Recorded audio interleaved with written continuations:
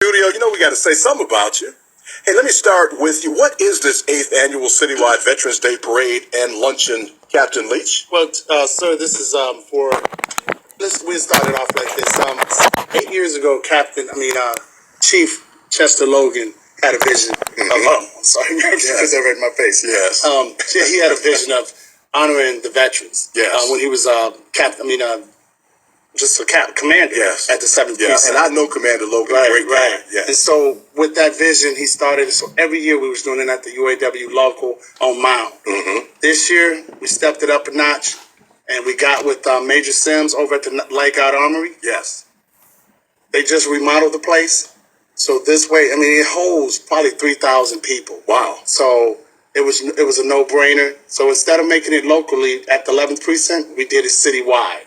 We reached out to, like I said yesterday, Wayne County Sheriff, Warren PD, Hazel Park, Detroit, the reserves, our NPOs, as well as the Chief of Media Relations. But altogether, this event is going to be one to remember. What time, where, how can we participate? Okay, it's going to start off with a parade. The parade is going to start around 9:45, and we're going to march up 8 Mile. We're going east on 8 Mile from DeQuinda to Ryan. Okay. To one street called Sunset, it'll ease off there, and then everyone else will start venturing into the Light Guard Armory. Man, that's my old neighborhood. I know that well. That's the 11th Precinct Shopping Center, all that stuff over there. Matter of fact, they're one of our sponsors as well, Belmont Center.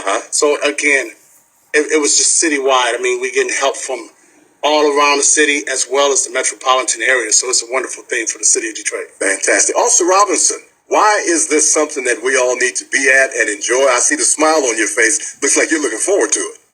Oh, yes, of course. It's been a lot of hard work putting it together. But, you can never say thank you enough to veterans for all that's laid on the line. And so we have a lot of veterans on the police department, myself being one. And so, when Chief Logan, former Chief Logan, came up with this concept, it was something that was for us to keep going. And so our chief is in support of us, Chief Craig, and he's supporting us to keep this thing going, and I think it's a great thing.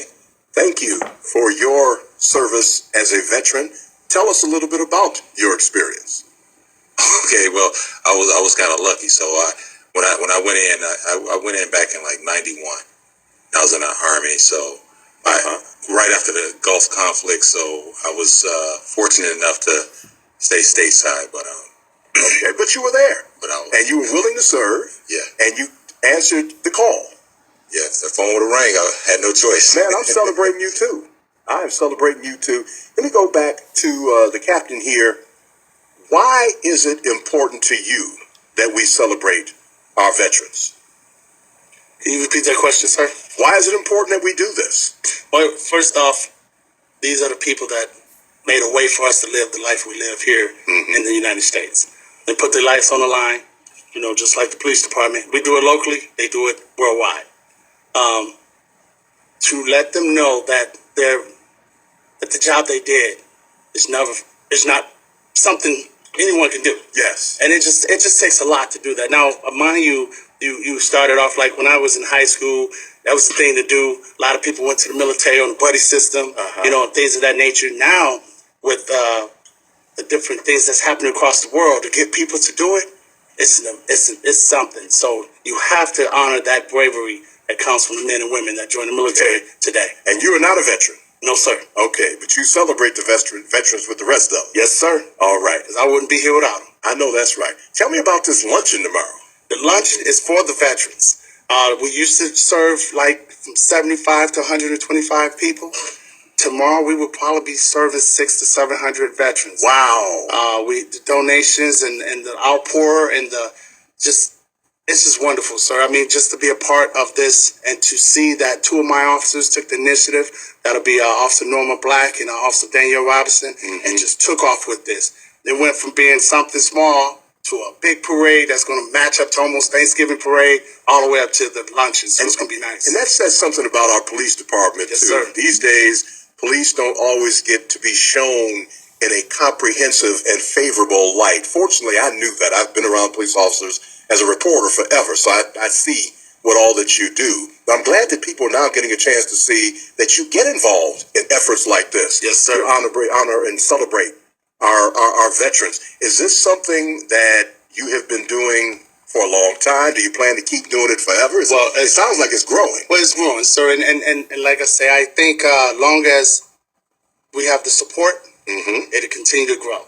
You know, one thing you notice, I mean, this is a different time. You have a lot of the police officers. It's not about just catching the bad guys. It's about keeping the community safe. Right. It's about quality of life. Yes. And so one of the things that we do in our area, we focus on quality of life, traffic stops, keeping the basketball rims out the middle street, noise ordinance. But I got to take my basketball rim out the street, man. Yes, sir. Especially if you're number 11. but the thing is, sir, you know, we do community policing. We do community relation meetings. Matter of fact, I have one tonight. And people don't come in there and they talk about the crime. They come and talk about the party store they can't walk into the stores. So not getting off the veterans and stuff, but that is pretty much how we work now. We do a lot of social work events. So when we start finding out about the women that's shut in from domestic violence, we start doing programs like that. When we start finding out our veterans not eating or they're not getting the Medicare or the medical attention that they deserve, we come together and we do something like we're doing now. And that's this Veterans Parade and Luncheon. Fantastic. We have some very special guests in our studio. 11th Precinct Captain Timothy Leach. Don't have those basketball hoops out in the street, the 11th Precinct. He just warned me on that. And also Danyell Robinson here.